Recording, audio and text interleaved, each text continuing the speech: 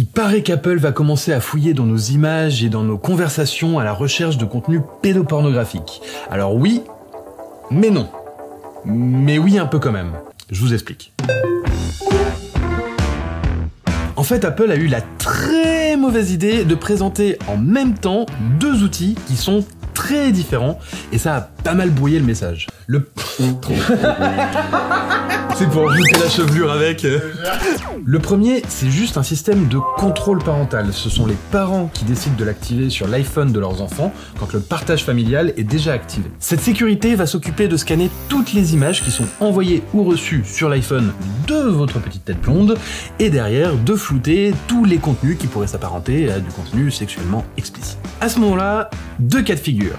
Si l'enfant a moins de 13 ans, dans ce cas-là, il va recevoir une petite notification qui lui explique que ce contenu est pas forcément pour lui, et s'il décide quand même de l'ouvrir, dans ce cas-là, ce sont les parents qui reçoivent une notification. Bon, par contre, si l'enfant a 13 ans ou plus, dans ce cas-là, on lui indique quand même que le contenu n'est pas forcément adapté pour lui, mais ça s'arrête là. S'il a envie de le regarder, il le regarde. Alors ok, techniquement, tout se passe sur l'iPhone, rien n'est envoyé à Apple, ça ne concerne qu'iMessage et pas les autres messageries, et tout se passe en bout de chaîne. Mais pour pas mal d'experts, ça reste quand même une atteinte à la promesse du chiffrement de bout en bout, puisque à un moment, il y a quand même un contrôle qui est effectué. Et on va pas se le cacher, au final, la protection est quand même assez minime, puisqu'elle peut facilement être contournée. Mais bon, ça reste un outil de contrôle parental, activé à la discrétion des parents, donc pourquoi pas. Ce qui pose problème, c'est surtout le deuxième outil mis en place par Apple. D'autant plus qu'il a souvent été mal compris. Le deuxième outil, lui, il va scanner les images qui se trouvent sur votre iPhone à la recherche de fichiers connus d'abus sexuels sur mineurs. Et c'est là qu'il y a eu pas mal d'incompréhension, puisque ça ne concerne plus iMessage, ça ne concerne plus vos conversations, ça concerne uniquement les fichiers qui vont partir sur iCloud. Et c'est encore là que ça pose un petit peu problème, parce que ça a beau être les fichiers qui vont sur iCloud, tout se passe sur votre iPhone, et non sur les serveurs d'Apple. Mais dis-moi Manu, comment ça marche exactement? Eh ben c'est une excellente question et je vais t'expliquer ça tout de suite. Eh bien Apple a intégré à iOS 15 une base de données d'images qui leur a été fournie par la NCMEC. C'est un organisme officiel de protection de l'enfance. Bon, évidemment, toutes ces photos ne sont pas stockées directement sur votre iPhone, vous l'aurez deviné. Apple passe par un procédé cryptographique irréversible qui les rend illisibles, on dit que c'est haché. Mais ce qui est intéressant dans cette histoire, c'est que ce hachage fait intervenir un réseau de neurones. Je m'explique. Si on utilise un procédé cryptographique comme le SHA-256, qui est certainement le plus utilisé aujourd'hui sur le web, on transforme une image en une suite de caractères, et après il suffit de retransformer une autre image avec le même procédé en une suite de caractères, et si les deux suites de caractères correspondent, les deux images correspondent. Le problème, c'est que dans le cas qui nous intéresse, il suffit qu'un pixel change, que l'image soit retournée, passée en noir et blanc, retaillée, redimensionnée, compressée, etc., etc., et les deux images ne correspondent plus. Du coup, ici, le réseau de neurones est entraîné pour reconnaître la structure même de l'image et ne pas se faire avoir par tous ces procédés. Mais vous l'aurez compris, rien n'est parfait et on peut donc se retrouver avec des faux positifs. Mais heureusement, Apple a aussi pensé à ça, hein.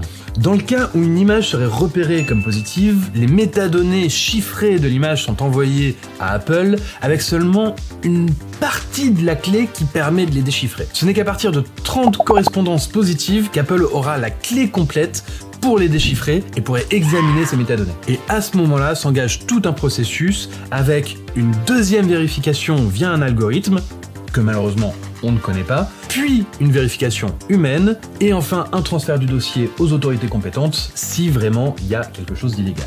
Donc résumons en 5 points. Numéro 1, ça ne concerne que les photos qui sont envoyées sur iCloud, donc il suffit de désactiver le service et vous n'êtes plus concerné. Numéro 2, tout se passe sur votre iPhone et quelques métadonnées sont envoyées à Apple si vraiment il y a des correspondances. Numéro 3, Apple a quand même mis plusieurs filets de sécurité pour éviter les faux positifs et il faudra quand même plusieurs correspondances avant qu'il y ait une interaction humaine. Numéro 4, la base de données est contenue sur l'iPhone et ça nécessite donc une mise à jour d'Apple pour y ajouter du contenu. Et ça, a priori, déjà, il n'y a qu'Apple qui peut le faire. Et enfin, numéro 5, Apple promet que cette base de données ne sera jamais utilisée pour du contenu autre que du contenu pédopornographique et que c'est la même partout dans le monde.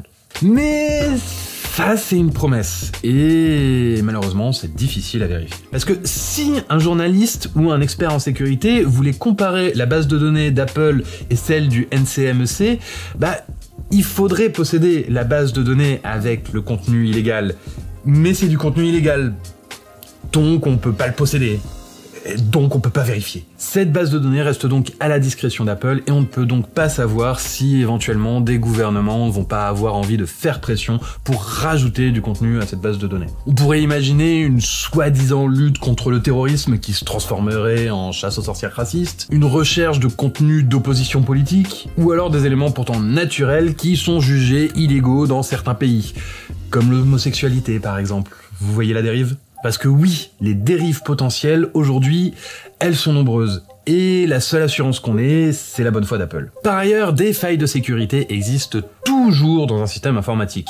On l'a vu très récemment avec Pegasus, par exemple. Et si vous savez pas ce que c'est, on a fait une vidéo dessus il y a quelques semaines. Et donc on pourrait imaginer une faille de sécurité qui exploiterait tout ce processus pour accéder plus facilement à nos photos privées. Ça reste une option envisageable. Et ce n'est pas le seul problème, comme je le disais, le réseau de neurones a été entraîné pour reconnaître du contenu. Imaginons maintenant que quelqu'un s'amuse à créer une image qui soit reconnue comme illégale par cet algorithme, mais qui en vrai ne le soit pas. Clairement, vu les premiers retours des experts en sécurité, ça a pas l'air très compliqué à faire, et du coup il suffirait d'envoyer assez de ces images à quelqu'un qu'on n'aime pas pour déclencher tout le processus de vérification d'Apple. Bien sûr, c'est encore que les prémices de toute cette histoire, et Apple détaille quasiment tous les jours actuellement un petit peu plus de son algorithme pour expliquer toutes les sécurités qui ont été mises en place justement pour éviter de telles dérives. Il n'empêche que tout ça reste quand même assez opaque et que par exemple on ne pourra jamais savoir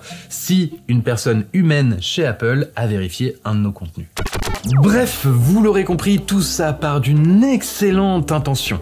Mais ne dit-on pas que l'enfer est pavé de bonnes intentions ? En détaillant autant le fonctionnement de tous ces outils, Apple permet aux criminels d'en prendre connaissance et du coup de facilement les contourner. Mais pour tous les autres utilisateurs, ceux qui n'ont rien à se reprocher, ça soulève quand même des questions de vie privée. Et on peut se demander si tout ce qui se passe sur notre iPhone reste vraiment sur notre iPhone. En tout cas, ce qui se passe sur cette chaîne YouTube n'a pas à rester sur cette chaîne YouTube, donc n'hésitez pas à partager cette vidéo, à laisser un petit commentaire, un petit like, bref, vous savez quoi faire, et moi je vous dis à très bientôt. Au revoir.